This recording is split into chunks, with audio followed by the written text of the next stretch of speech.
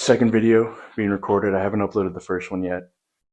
It's in the works. It's a work in progress. I'm editing it currently, which is not too difficult, to be honest with you.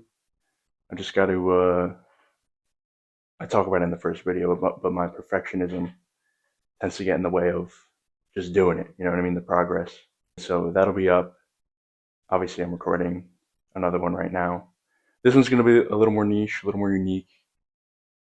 Talking about today, I'm going to talk about this business idea that my brother and I are pursuing here in Italy. I'm not going to go too in depth as to what it is at the moment. I think we kind of want to get it off the ground a little bit, see some traction, things like that, before I really delve into it. But today was certainly a step in the right direction. Today was an interesting day. It was a fun day overall. Definitely tiring, but it was good. Today we went to several different potential customers, or I guess our ICP. Really, the objective of today was to gauge the validity of the idea. Try to feel out some pain points that some of our potential customers might have. See if there's any potential for this service, for this idea that we're developing, um, and see if it makes sense to pursue. You know what I mean? So it was a very vulnerable practice. It was I wouldn't even say scary. You know what I mean? Initially, the first door we walked into, we were definitely we took a pause outside and we were just like, oh, what are we doing type of thing. But once we did the first one, we had a good conversation, and then we went to number two, three, four, so on and so forth. We probably hit about 15, 12 to 15 potential leads. Got a lot of no's, a lot of rejections. People didn't really give us a light of day, which is okay. That's part of the game, and we knew that going into it. Had a few good conversations too, which was nice. It was exciting and kind of gives you a little. I don't know if I don't want to say hope, but we got the information we were looking for. You know what I mean? We learned some things about the industry where we're looking to do work in, and the product and our competitors, things of that nature. The need for what we're trying to provide and things like that. So I just wanted to get on here and talk a little bit about that and what I learned overall from the experience. So I think there's value to be provided in that sense for anyone trying to pursue a similar endeavor. The first thing for sure was it really doesn't matter how good of an idea you think you have. The market is going to dictate whether or not that is true. Very simple.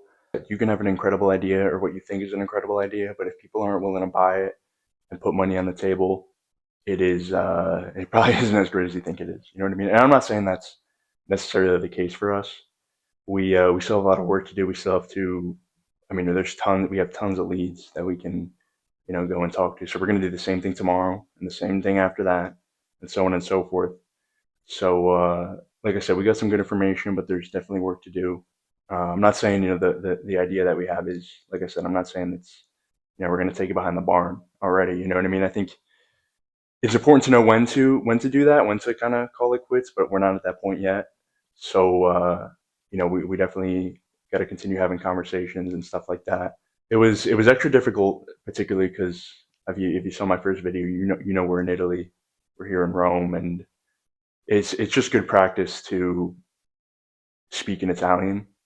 You know what I mean? Or whatever country you may be in. If you're in Spain, speak Spanish, Portugal, Portuguese, so on and so forth. So I think that personally, and to be honest, I think that we tried a little bit of both, a little mix of both, because the industry we're targeting is it's multifaceted. There's a lot of different cultures and people speak English and whatnot, but um, it's just good to kind of enter their domain, quote unquote, and maybe make the customer feel comfortable and try your best. So by no means is my Italian perfect. My brother's learning a lot too. So I mean, he's only been here for a couple of weeks, so he needs grace and stuff like that. But when you're talking to people in Italian, people who are bilingual or who learned a language later on in life, they know, it takes an extra bit of brain power to conversate and process things that people are saying. So that certainly took it out of me, but it was a really fun, really good experience, and it's always good to practice. It's always good to practice. We're going to be here for a while,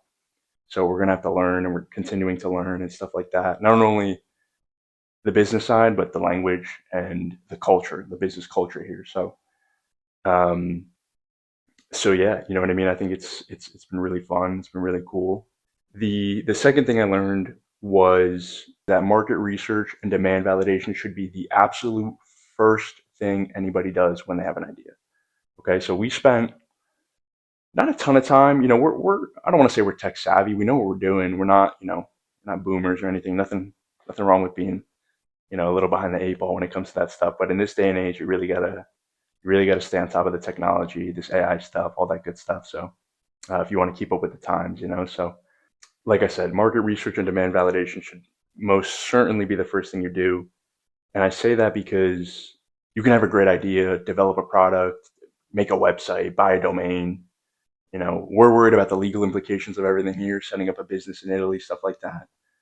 And we don't even know if this product's going to work. You know what I mean? So uh, I say that because I'm speaking on experience that, you know, I think, like I said, first and foremost thing, get an idea, flesh out something, you know what I mean? Build an MVP, try to, you know, put something together, maybe do some market research, like I said, but really just go talk to people, talk to your potential customers and your target customers and really gauge whether or not, you know, the idea makes sense. If there's research competitors, that's super important. You know, we walked into a few places and they said, "Oh, we already use this, whatever." And these are big guys. You know what I mean? These are giants in the industry. So it's a David and Goliath esque battle that we're undertaking. But let the market gauge. Let people gauge whether or not your idea is good. Don't just think of something and say, "Oh, this is a slam dunk $1 million business idea, whatever, $1 billion." You know what I mean? It could be. It very well could be. Don't get me wrong. You know what I mean? And it's good to be ambitious and it's good to believe in yourself. And that stuff is incredibly important. And I'm not saying we don't. I'm not saying you shouldn't. But like I said, if people aren't willing to pay you money to solve one of their problems in a business, in their personal life, whatever, you know, you have to reassess and you have to pivot. And who knows? Maybe you'll have that conversation with a potential customer and they'll say, "Oh, you know, I don't really have a problem with X, but Y is something that I would pay money to solve. So if you guys could figure out a solution to that, you know, I'd be on board. You know what I mean? I'll help you out. I'll see, you know, what we can do, and maybe we can be in business." So that's another, you know, now that I just said it and I thought of it, you know, that's another valuable uh, something valuable that you can uh, discover by having these conversations is, you know what? After the conversations, we realized our original idea wasn't exactly what we didn't get the feedback we expected, but we can pivot and provide this service or this solution to a problem somebody's having. So uh, that's another reason why these conversations are so valuable and why I think they should be at the forefront of whatever you're doing as far as business is concerned. So, and then finally, like I said, kind of they all go hand in hand. Research the competition. That's super important. We went to, like I said, 12, 15 places.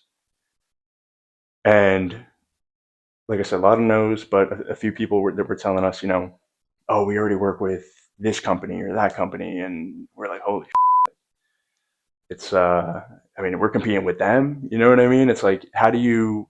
And to that point, you have to ask yourself, can we compete with them, and how can we compete with them? So whether it be price, customer service, the uniqueness of your product, the customability of your product. For example, you know, we're a small, I mean, I call it a startup. I mean, you can barely call it that. You know what I mean? We're not even registered as a business, but we have an idea and we're fleshing things out. But you know, what can we hang our hat on and say we can give you something that they can't at maybe a better price. Our customer service is better. We're small, obviously it's my brother and I, so it's a small team. You pick up the phone, call us. We're there. We'll come to your whatever you know your office, whatever it may be, if you need us, type of thing, and we're hands on. You know what I mean? Meanwhile, these big guys, you know, they'll send you to a customer service queue, and you'll sit there for an hour trying to get a problem figured out. Not even that. You'll sit there for an hour, finally get a hold of somebody, and then you got to figure out the problem. You know what I mean? So it's things like that. You got to think about, you know, what's our value proposal? What's our you know, like I said, your differentiator. How can you compete with those guys? You know what I'm saying? So it was definitely a learning experience, and ultimately, I would say, you know, in business, it's important to fail quickly and fail often. And there's a couple of reasons why I think it's valuable to that's valuable advice. I would say one, it's so that you don't waste time over everything. And I realize this being here too. Time is our most valuable asset for anybody in life. You know what I mean? You can have all the money in the world, but you don't have all the time in the world. Um, so by failing quickly and failing often to that point, you save a lot of time being up in your head per se about, oh, is this a good idea? Is this not? Doing all the back end stuff that might not even result in anything. You know what I mean? Like I said, we spend tons of time developing a product, a website, et cetera, et cetera. And who knows, it might, and don't get me wrong, we learned a lot in that process as well. And now we know how to do those things easier, faster, et cetera, for the next endeavor. But, uh, but yeah, you know what I mean? I think just getting out there, validating demand, trying to get your product in the hands of somebody, seeing how it works, what works, what doesn't work, what do we need to improve? Uh, is there another pain point we should be trying to solve, type of thing. So yeah, bottom line, experiment, iterate, learn from your mistakes, and just keep forging ahead, keep going, never give up. That's the biggest thing. You know what I mean? Today was like I said, it was a very vulnerable practice for us. You got to sort of put your ego aside, put your pride aside, be willing to look like a fool, stuff like that. Like I'm speaking in broken Italian, these guys are spitting words at me, and it was good. You know what I mean? It was good practice. I'm sitting there staring into these people's souls, trying to pick up every word and stuff like that. So it was fun. It obviously taught me that I have a long ways to go as far as the language is concerned, but I knew that already going into it. So, but today was, like I said, a step in the right direction. So this is actually another point I wanted to make. Uh, is the importance of embracing failure. Kind of going back to my point about failing quickly and failing often. I think a lot of people have a fear of failure, and that's human nature, right? It's natural to feel that way. But I think once you sort of break that threshold of not fearing failure anymore, but embracing it and looking at failure as sort of another step in the journey to success, you get over it faster. You don't think of it as much like, oh my gosh, we failed. You know what I mean? That sucks. Like, oh, what are we going to do now? It's more like okay, we expected that to happen to an extent. Let's move on to the next step. And the next one, and the next one, and the next one. And you might fail several times through that process, but um, I think changing your perspective on failure is so valuable in so many different ways, not only in business, like I said, but in life in general. When you view failure as a step in the journey, you're that much better equipped to overcome it, and and you'll find success that much faster because you're not dwelling on, oh my gosh, it didn't work, they said no, they didn't like it, they don't need it, type of thing. So uh, yeah, like I said, just the key to business. I mean, and I'm no professional, right? I'm no expert. I don't know what I'm doing, obviously, but it's a few things. Kind of bringing it full circle. You need to solve a pain. You need to solve a pain.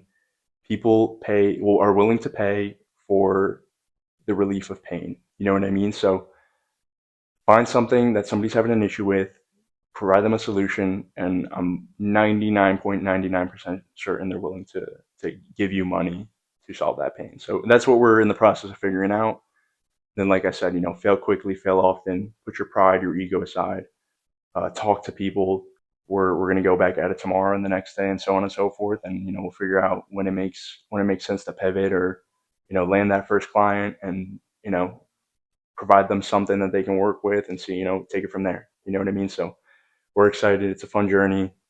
You got to have fun with it too. At the end of the day, you know what I mean. Always believe in yourself. Never give up, and have fun. You got to have fun. You got to appreciate what's in front of you. Too. This is something I need to remind myself. That's kind of why I'm maybe telling myself this, but we certainly had nerves going into it, and nerves are a good thing. You know what I mean? It means you're doing something out of your comfort zone. You're doing something with purpose, with passion, so on and so forth. So, and at the end, like, look at, we survived. I'm here. I'm sitting here. It happened. We're gonna go and do it again tomorrow. We have another opportunity tomorrow, and we're looking forward to it. So yeah, hopefully, little piece of advice provides value to some people. But yeah, so we're really excited.